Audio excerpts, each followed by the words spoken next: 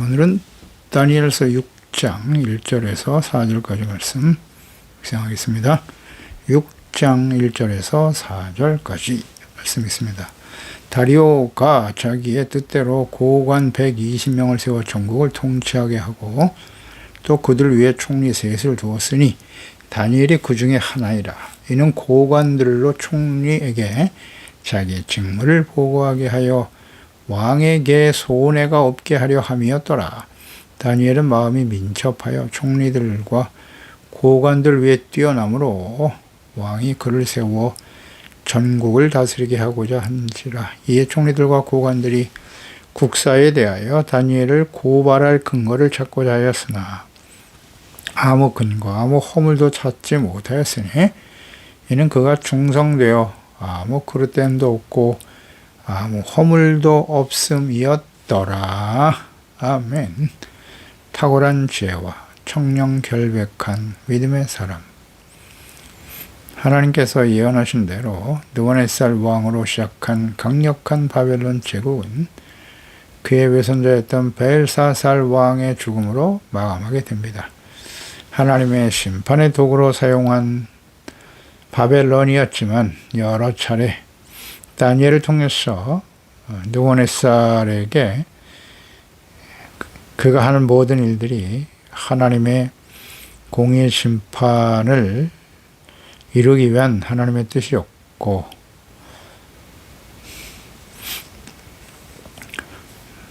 하나님께서 인간의 나라를 다스리시는 만왕의 왕이시며 또 사람을 세상 나라의 왕으로 세우기도 하시고 패하기도 하시는 하나님이시다 라는 것을 분명히 가르쳐 주었습니다.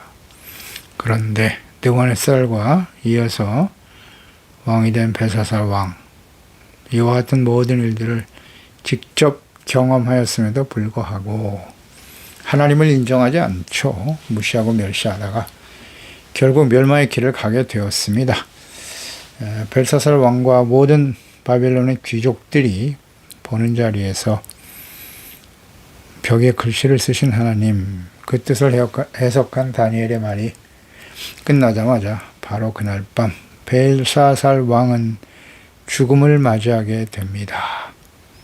그러니까 자신이 그날 밤 그렇게 인생을 마감할 수 있다는 것을 전혀 알 수 없는 불완전한 인생이 하나님을 멸시하고 무시하고 교만하고 악을 행하였다는 것입니다.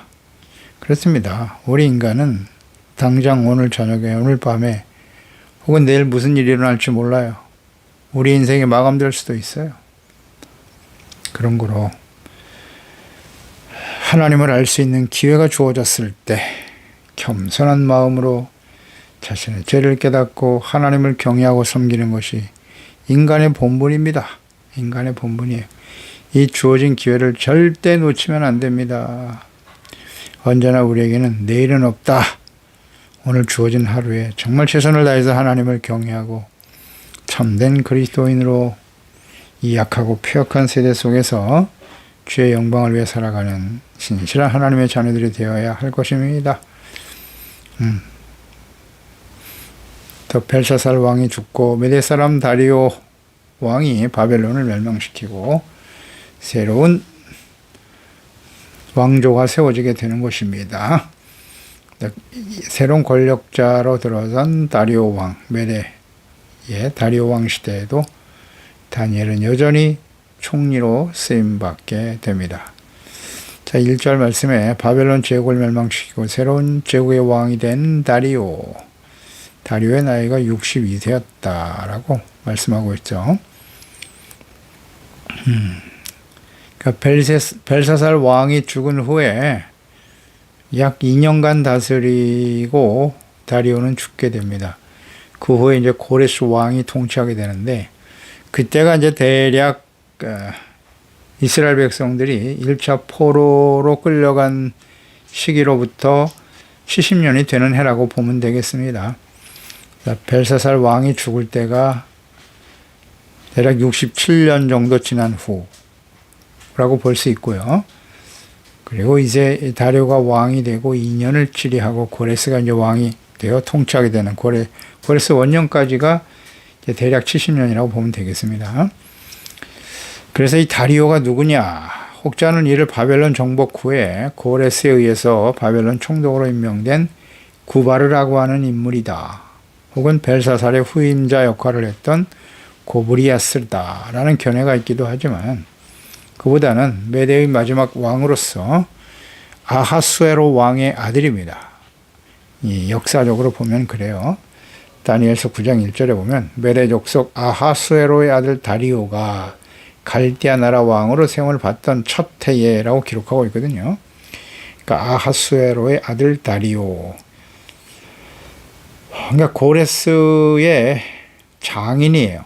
자, 고레스 왕의 장인인 키악세레스 2세로 이해하는 것이 역대 메대 왕의 계보를 통해서 볼 때 역사적인 사실과도 잘 부합된다고 볼 수 있겠습니다.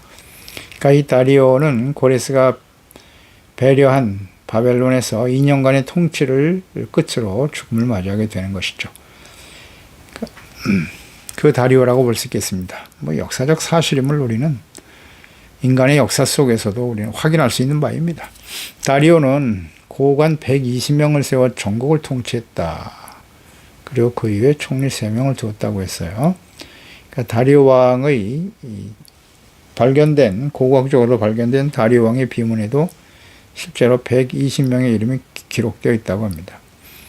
2절에 또 그를 위해 총리 셋을 두었다. 다니엘이 그 중에 하나였고 이는 고관들로 총리에게 자기의 직무를 보고하게 하여 왕에게 손해가 없게 하려 함이었더라 그랬어요. 그러니까 이 다니엘이 3명의 총리 중에 1명이었다. 그러니까 지방을 다스리는 방백들이 120명이 있었고 120도로 나누어서 치리하게 되었다는 것이고요. 또 총리에게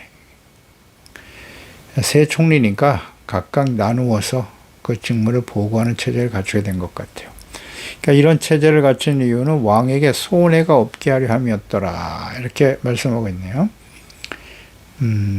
거기 직무를 보고했다. 총리에게 자기의 직무를 보고하게 하여.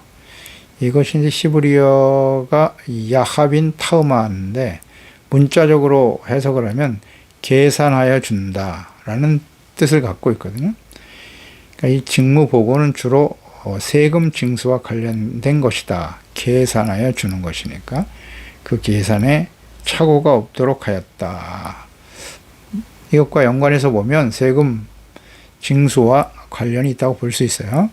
그러니까 세금을 징수하고 관리하는 일에 왕에게 손해가 없도록 하기 위해서 이와 같은 체제로 관리하게 되었다는 것이죠.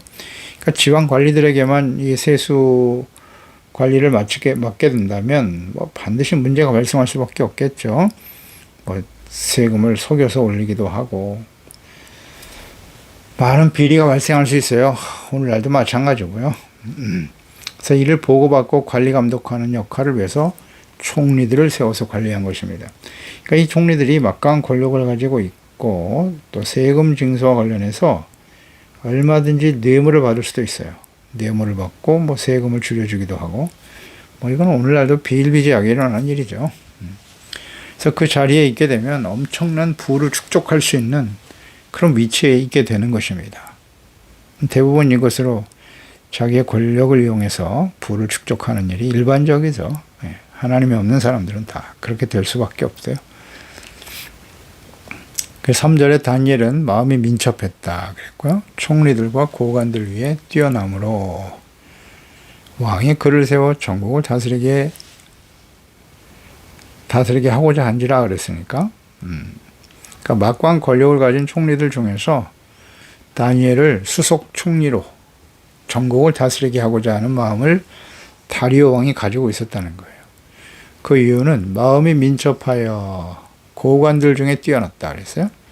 민첩하다라고 하는 원어의 의미는 탁월하다, 월등하다. 그러니까 지혜와 명철이 아주 뛰어났다라고 볼 수 있어요.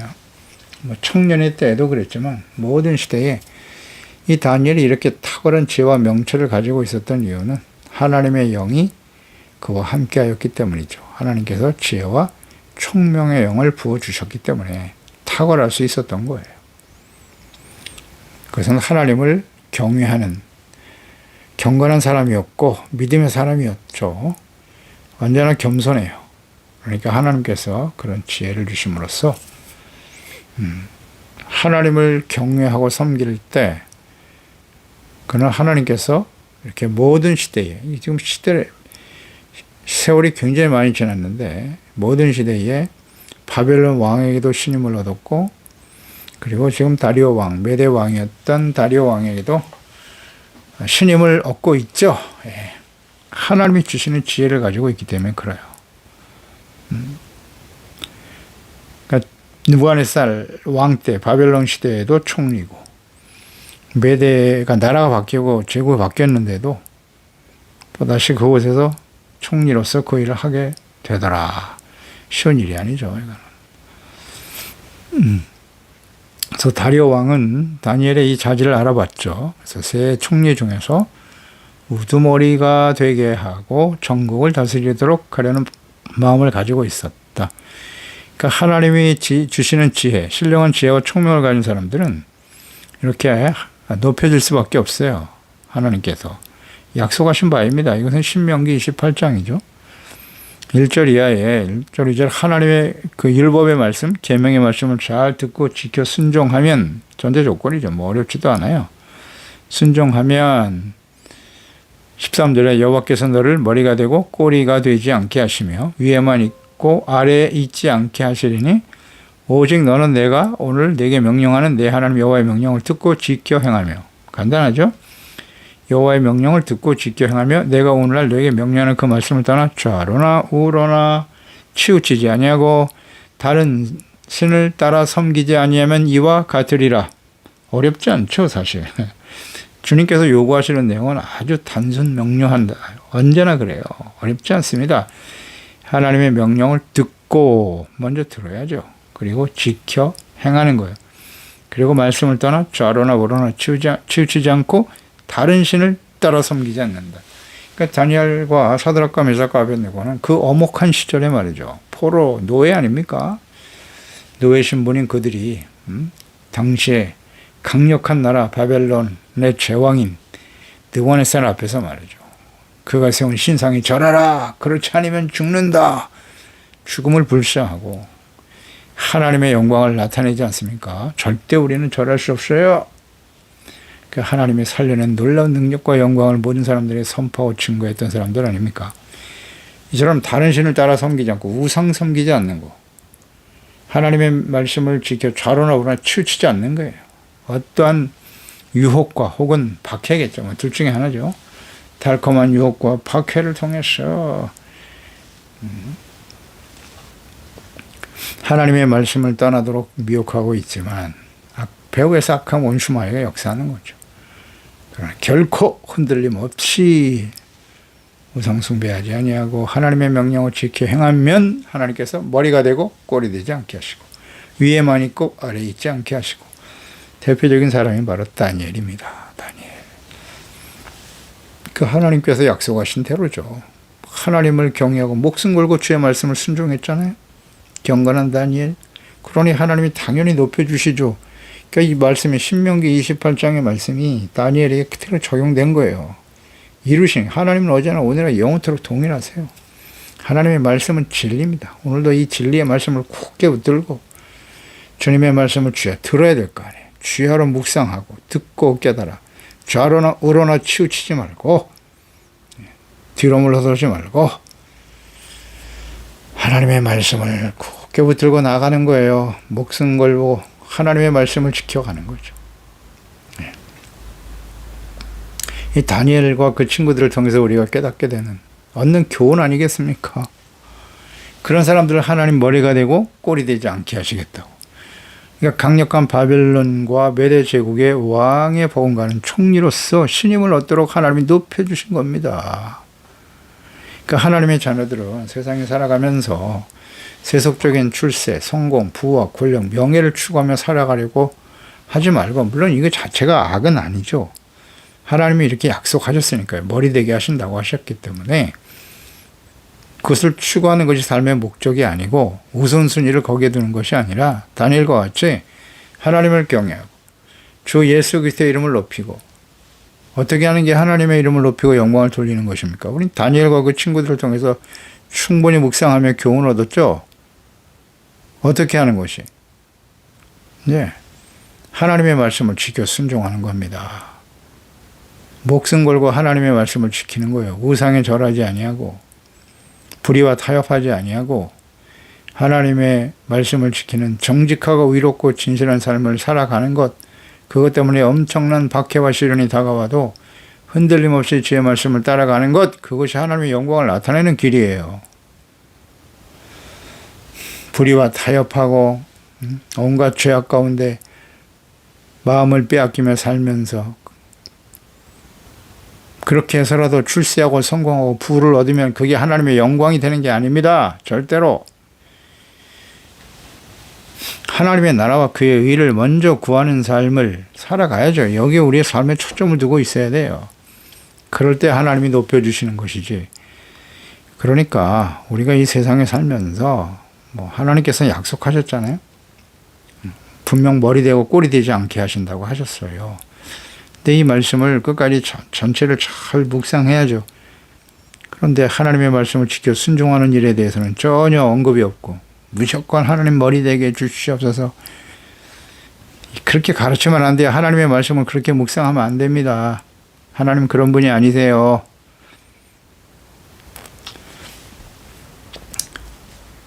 우리의 삶의 우선순위와 목적을 분명히 해야 돼요. 삶을 통해서 보여드려야죠. 하나님한테. 다니엘처럼 분명 나의 삶이 하나님의 나라와 그의 의를 먼저 구하는 일에 우선순위를 두고 살아가고 있습니까? 이것을 위해서 기도해야죠. 그리고 삶을 통해서 하나님이 끊임없이 우리를 프로발 하시는 거예요. 테스트 하시고 우리가 진정 그와 같은 믿음을 가지고 있는지, 그러니까 풀무 속에 들어가는 일이 벌어지기도 하는 거고, 다니엘은 이 일을 통해서 또 다시 한번 뿌레바 시험을 당하게 되죠. 그 내용을 우리가 또 묵상하게 될 것입니다. 계속되는 거예요. 이것은 끊임없는 악한 원수 마귀와의 싸움이고, 또한 하나님께서 우리의 믿음을 테스트하시는 과정이에요. 그러니까 다니엘은 비록 강력한 나라 바벨론의 포로로 끌려갔지만 어린 청년의 시기에 이미 목숨 걸고 하나님의 말씀에 순종했잖아요. 그래서 부정한 것을 먹지 않고 나는 경건한 하나님의 자녀로 살아갈 것이다 뜻을 정하잖아요.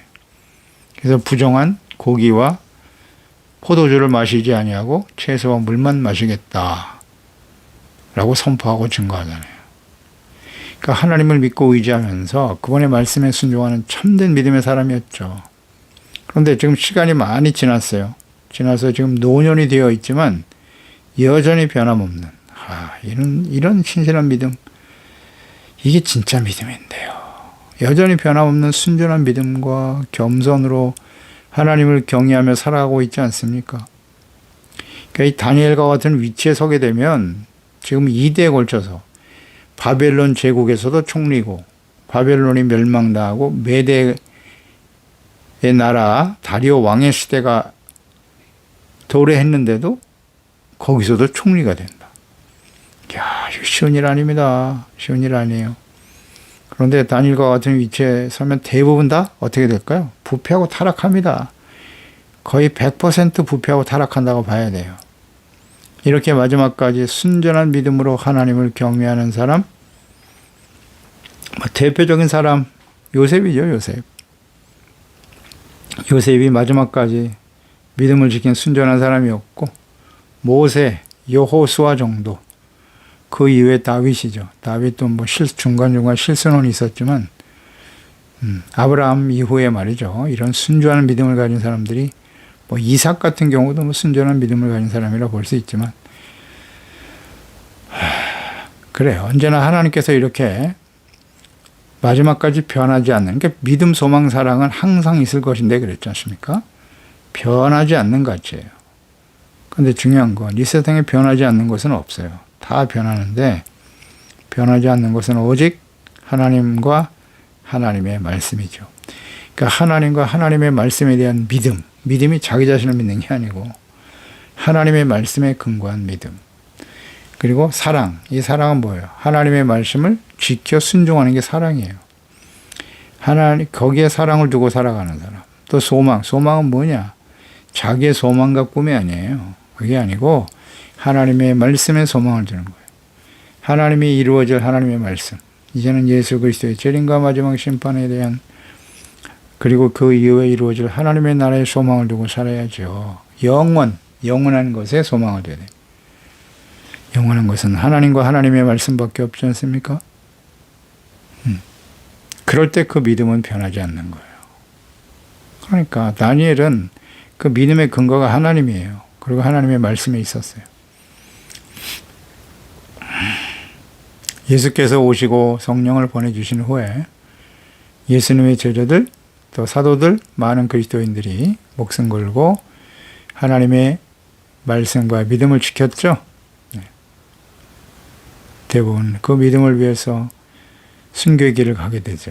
목숨 걸고 복음의 말씀을 지켰다. 부활에 대한 확신과 믿음이 있었기 때문이죠.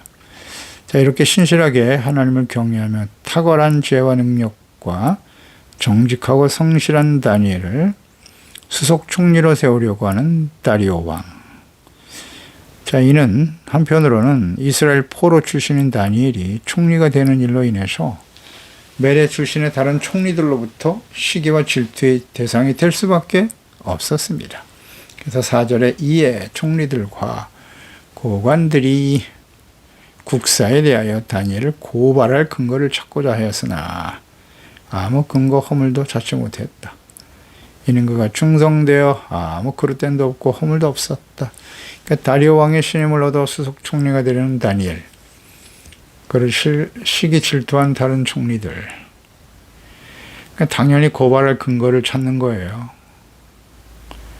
고발 근거를 찾아서 최선을 다해봤지만 아무 근거가 없더라는 거예요.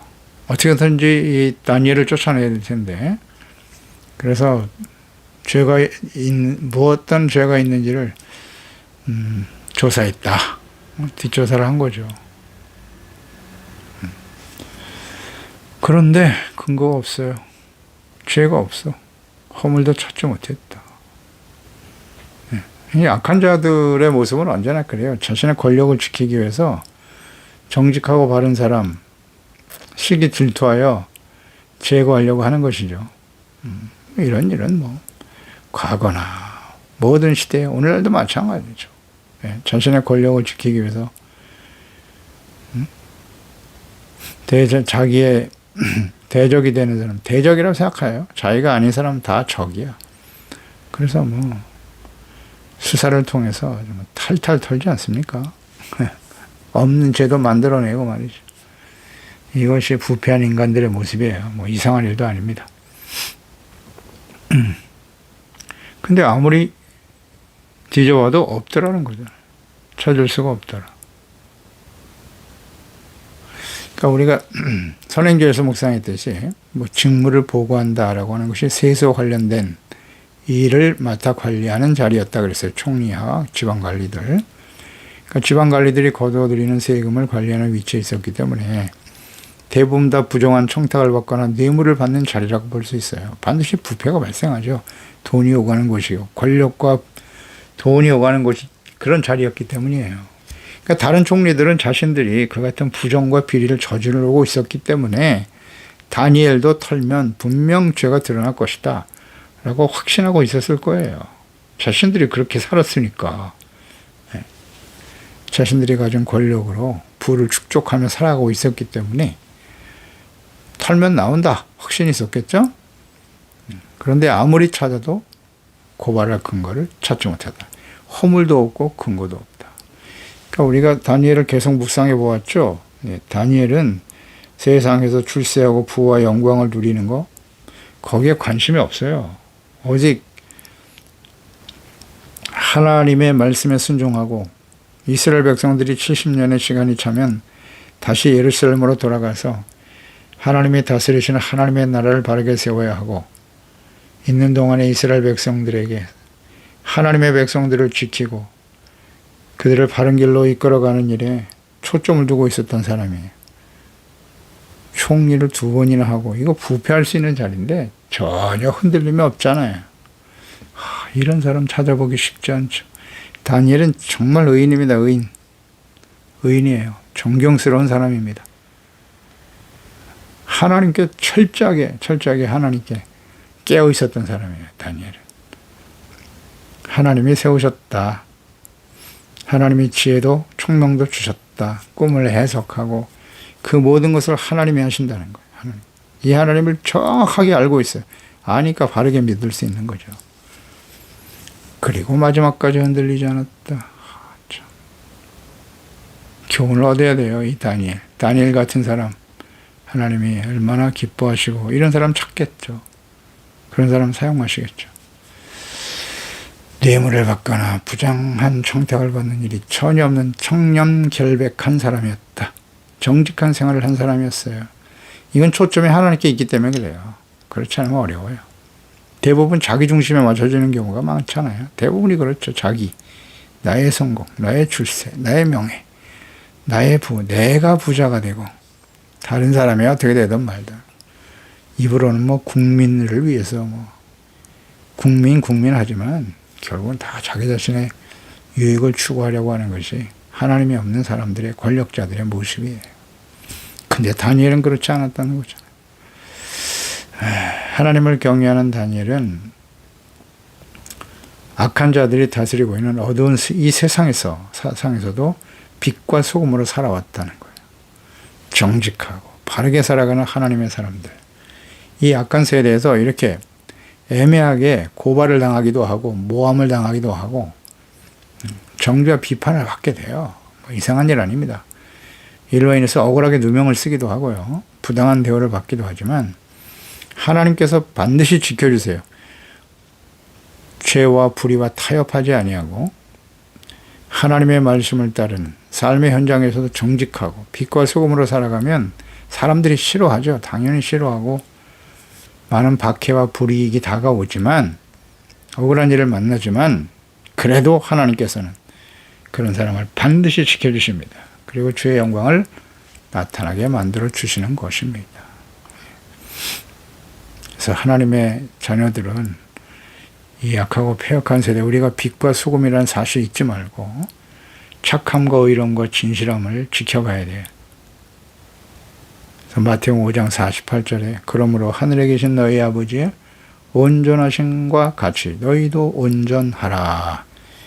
이 온전하라 다니엘입니다. 온전한 사람 다니엘이에요. 그래서 다니엘과 같은 삶이 하나님 앞에서 온전한 삶인 거예요. 흔들림이 없잖아요.